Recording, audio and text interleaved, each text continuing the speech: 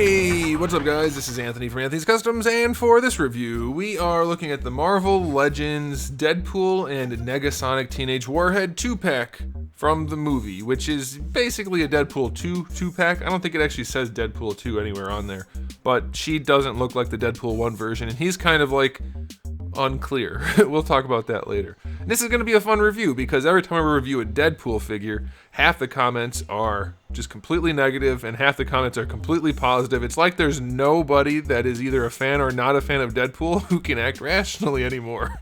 So I don't know what's going on with that, but it should be fun for all the rest of us. So let's go ahead and get this 2-pack off the stand so we can take a closer look. Alright, this is a 2-pack. I'm going to do it a little bit different than normal. I'm going to do each figure, do a full run through for each one, and then we'll do a total rating at the end. Alright, okay. This figure stands just about 5 3/4 inches to where her head would be, not counting a little bit of her hair poof. That puts her at just about 14.5 centimeters. And as far as the aesthetics go, it's okay. The face isn't super accurate, or at least the paint's not. The sculpt seems okay. The paint's also kind of okay, but also what's throwing it off a little bit. I think it's probably good enough. I'm not sure too many people are going to care too much about this figure, which is probably why it's paired up with Deadpool, just a hunch. But it's good enough, I would say. The paint job is clean enough for the yellow stripes down here around the chest area. It's pretty good. A little bit of gunmetal here. They added the earring there.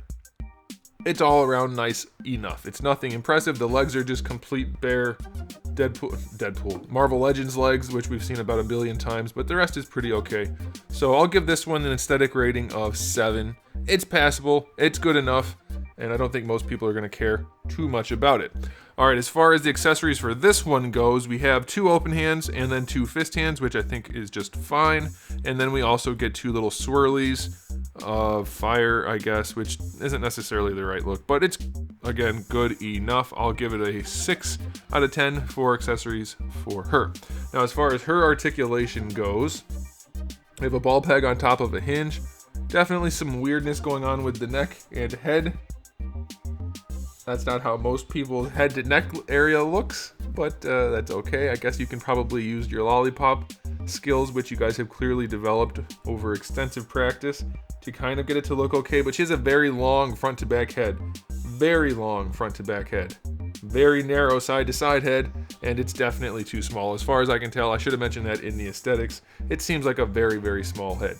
But articulation wise, it should be okay as long as you are going to deal with that lollipop effectively before looking at it. For the shoulders, you can raise the arm up almost horizontal. You do get your rotation there.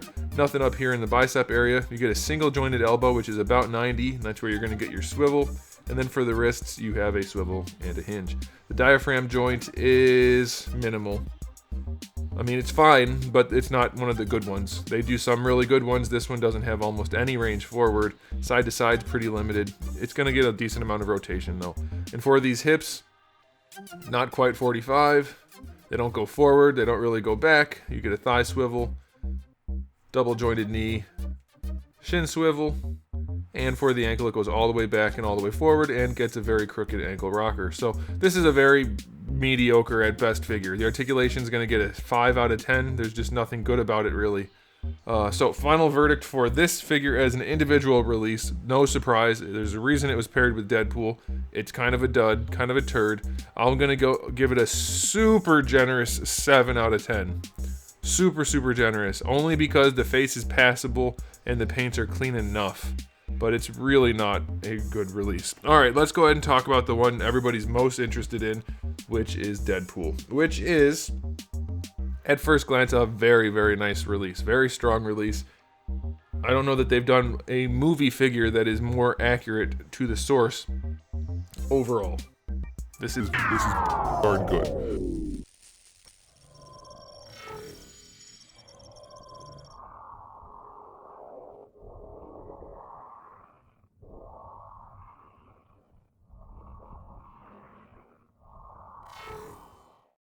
But before we get into this, we have to do a question of the day.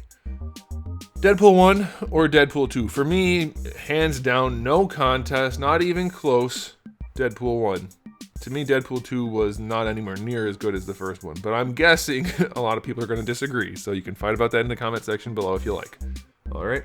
Okay, so this guy stands, glad I didn't forget to do a height measurement like I sometimes do with a 2-pack, about 16 centimeters, which makes him pretty close to, let's say 6 3/8 inches, 6 1/4, right around there. Depends on if I'm looking at it closely enough. So he's not one of the biggest Marvel Legends. Just for a quick comparison here, he is up against one of my prototypes, which are in scale with your average comic book Marvel Legends. And you can see he's not as bulky, obviously, but height-wise, they're pretty much even. So that's pretty good. I'd say he'll do just fine with most of your other Marvel Legends figures. Now, aesthetically on this guy, they packed in a lot of detail. We have a lot of that texturing that they do for the MCU figures. So a lot of canvas, which is basically every MCU design at this point. Just canvas everywhere. Plates of canvas on top of more canvas with some seams and some more canvas. And that's good. I mean, that's fine. It looks good. It suits him. I'm mostly joking about the MCU, not the figure. It looks good. They have little bits of silver up here by his nipples, and then throughout the belt, it's very nicely detailed. His gloves, half the gloves have the silver, which I'm pretty sure is a Deadpool 2 thing. Half of the gloves do not have the silver, which I think is a Deadpool 1 thing. I don't pay that much attention to inconsequential details during movies, but I'm pretty sure that's what I remember. But it's not like you get a set of each. It's just half and half, and you only get one set of each hand, so it's kind of weird. Whatever. The detailed paintwork for the black is pretty good. Like you see around the shins, it's all right. The knees are okay. Lines are pretty clean everywhere. No issues there. My upper arm area is totally mispainted. That's kind of a bummer. This one's a little bit better. The brown on the belt is good. It's generally pretty darn clean. I like it. The head looks exactly the way it should. I mean, that's as close as you're going to get for a $20 figure. I like that. The eyes are really well done. I'm so glad. Why did we just lose focus? Camera?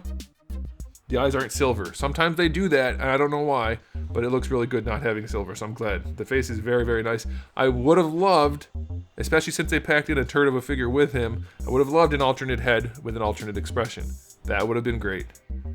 But otherwise, aesthetically, this thing's excellent. Mine is all chewed up on the shoulder. I don't know how that happened.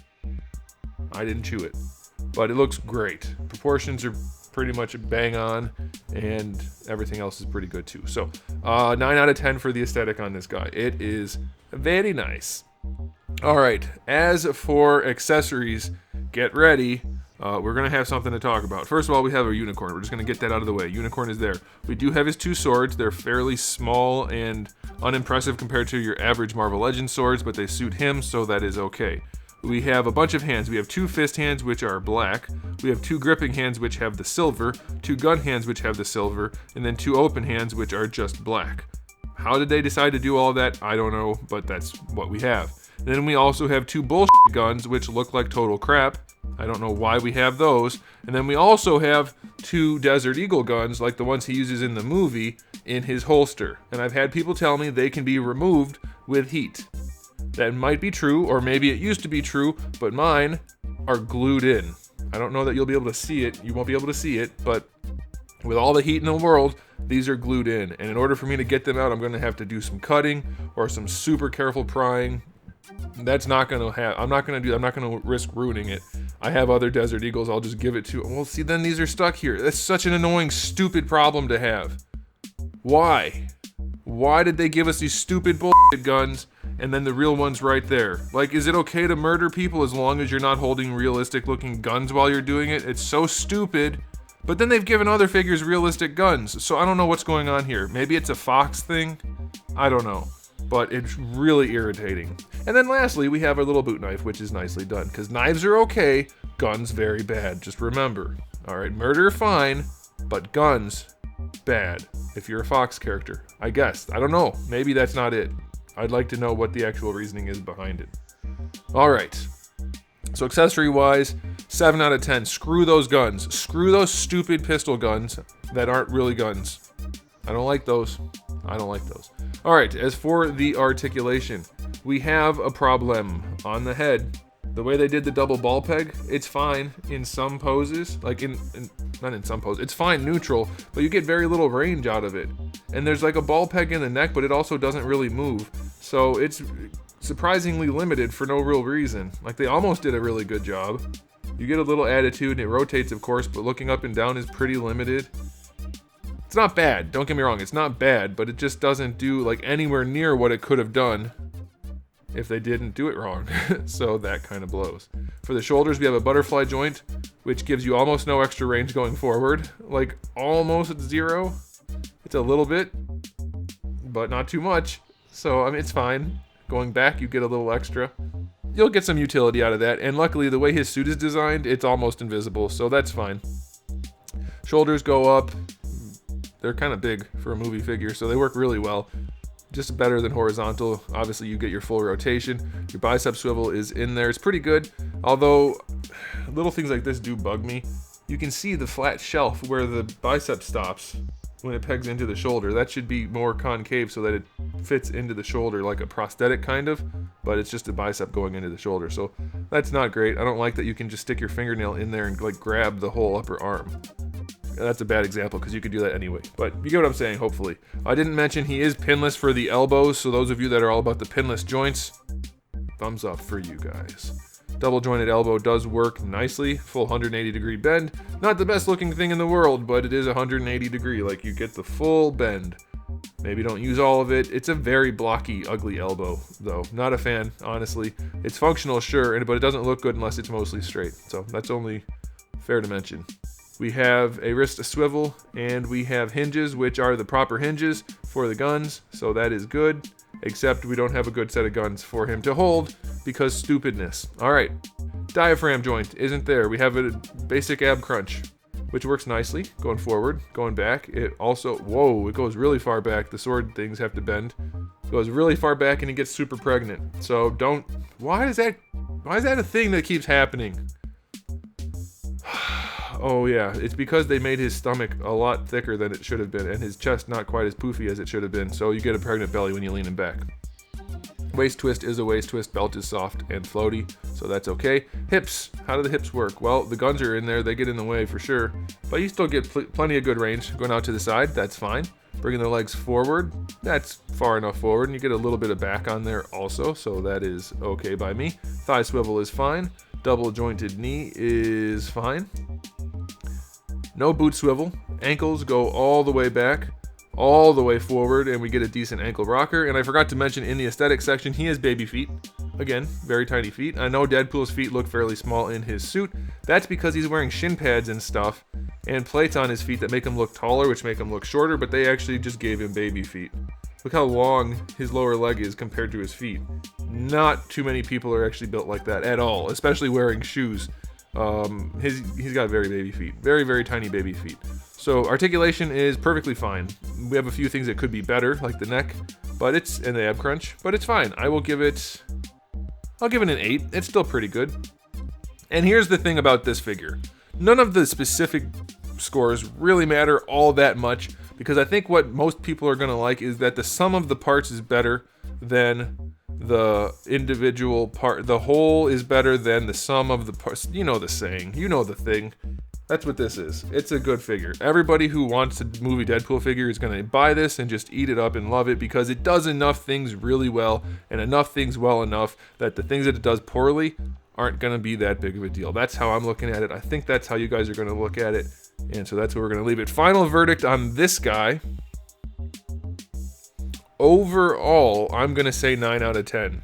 With a very big caveat of those few things that I pointed out being not good at all. Be aware of those things, but I still think this is one you should pick up for sure. Now, as a 2-pack, we're going to give it another rating because we had to buy both of these figures. 7 out of 10. I don't imagine anybody's really pleased with this figure. It's passable at best because you had to buy it with this one. Very not good compared, like, just look at the two figures. They don't even look like they're from the same company. This looks like really good figure, collectible. This looks like garbage trash toy. So there you go. There you go, guys. That's my review. That was longer than I expected, and that's what she said. Thanks for watching, guys. If you enjoyed this video, please do give it a thumbs up. If you didn't, give it a thumbs up anyway. And if you haven't subscribed, you should. I have new videos like this almost every single day, and thousands already on the channel. So come back for all of that. And in the meantime, keep collecting.